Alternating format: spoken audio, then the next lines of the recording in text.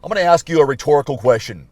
Why do car salesmen lie? Have you ever pondered why that amazing car deal you saw online suddenly skyrocketed the moment you stepped on a car lot when they convinced you to show up and take a look at it? Today I'm going to expose the secrets behind those misleading online prices and reveal some shocking stats that'll make you think twice about taking that low price bait. Let's begin with the psychological pricing tactics. Charm pricing, decoy pricing, high-low, and anchoring are all psychological pricing strategies that dealers use to influence their customers' decisions. These are sneaky strategies that dealers use to manipulate you as a potential customer. First up, they have what we call the charm pricing technique. This is when dealers set prices just below the whole number, like $19,995 versus just $20,000. Next is the decoy pricing strategy. This tactic involves offering multiple products at different price points, with one option being intentionally less attractive. The goal is to make the other options look like better deals in comparison, thus nudging customers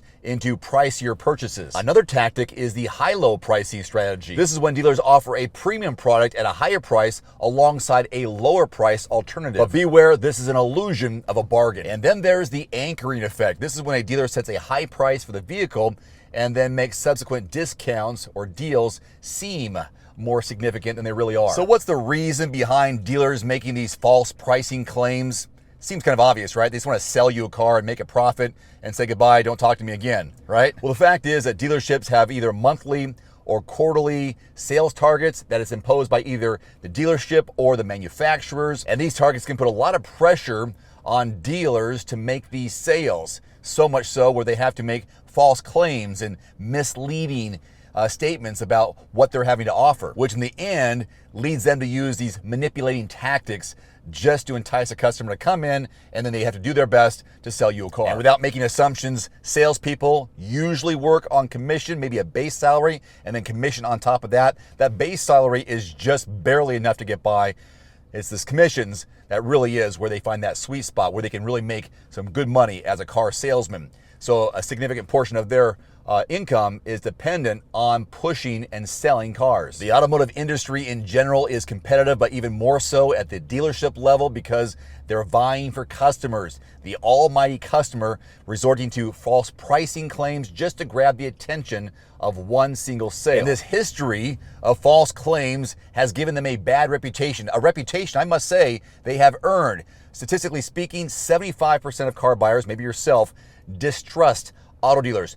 30% perceive a lack of transparency as the main reason they don't trust car salespeople. Manufacturers often set expectations for their dealerships in terms of sales volume and market share. And failing to meet these expectations can result in penalties for the dealerships. For example, allocations of popular models will be sent somewhere else, so they lose out on that. They can lose out their dealership franchise title as well. These dealer add-ons are one of the primary ways that dealerships are adding on their profits, not just the vehicle itself, but the add-ons, with the average markup 200 to 500% on certain accessories alone. This is according to Edmunds. So to stand out from the crowd, dealers are resorting to the false pricing claims just to get you in the door. Now I know you're gonna like this one, the invoice myth. Oh, love the invoicing number or the MSRP. All these things are just frustrating. The invoice price is the amount a dealership pays the manufacturer, but this price isn't always accurate as it doesn't account for things like a manufacturer incentive, holdbacks, or other deals between the manufacturer and the dealership. Now here's where things get interesting.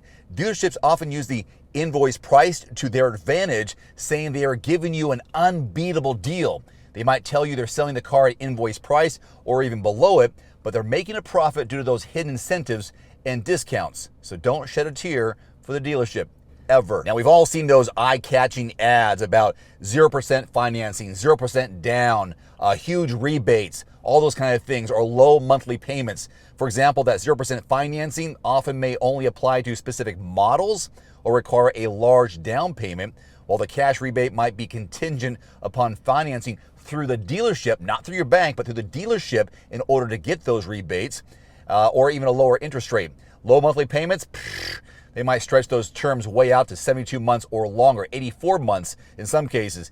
Keep those payment months down. According to Consumer Reports, about 12% of buyers feel misled by auto promotions, and a whopping 62% say they feel uninformed about the details of that offer. So always read that fine print. I can't stress that enough. Read the fine print, ask questions, understand the real cost of the deal. Read before you sign on the dotted line.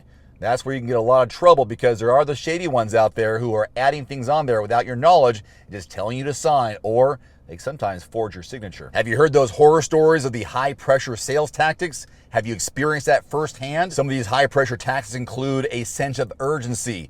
For example, this deal is only good for today, or by the end of the day, call me back before 5, or it's no longer valid, or I only have one vehicle left that meets the criteria that you're searching for, or I have somebody else in mind who wants this vehicle, so if you don't want it, they're gonna take it. The FOMO situation, fear of missing out, that's what FOMO stands for. Like they have another buyer interested in that to make you feel like you're gonna lose out if you don't buy that right there on the spot. There are many problems associated with these high pressure tactics. For one, you will feel like it's an impulse buy and have buyer's remorse after the fact.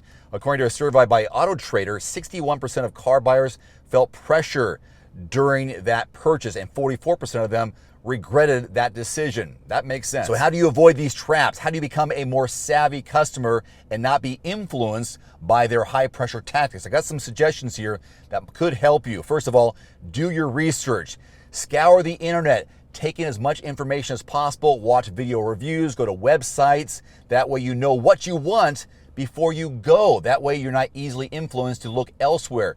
Know what you want when you arrive. Be sure to look up the market value of the vehicle you're looking at. Consider the taxes, the fees, any add-ons that you may want, not what they want, but what you may want to add on to your vehicle. I'm not surprised by these statistics. A Kelley Blue Book survey found that 87% of respondents want a simple, transparent car buying process with clear and accurate pricing information, hassle-free.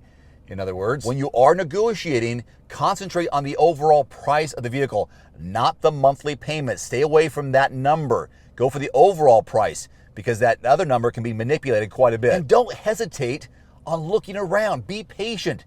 If you are not committed when you go there, don't feel like you have to commit before you leave. Shop around. Price comparison between other dealerships. Cox Automotive found that 54% of car buyers visited more than one dealership before making a purchase, so it pays off to explore your options. That's why I always encourage you to check out quotes.everymandriver.com. It's a free search engine to find the best deals in your zip code from qualified dealerships. Select the make, model, and then put in your zip code, and you'll see what deals are being offered in your area. If you don't find what you're looking for with a specific make and model, expand your zip code. Be willing to travel outside your area to get a good deal. Travel a few more miles to save a few hundred or possibly a few $1,000s on a new or used vehicle. That's quotes.everymandriver.com. Come prepared. Be armed with this information. That way you don't get taken by these high pressure tactics that dealerships employ just to sell you a car. Thanks for watching. Please click subscribe and give us a thumbs up. See you next time.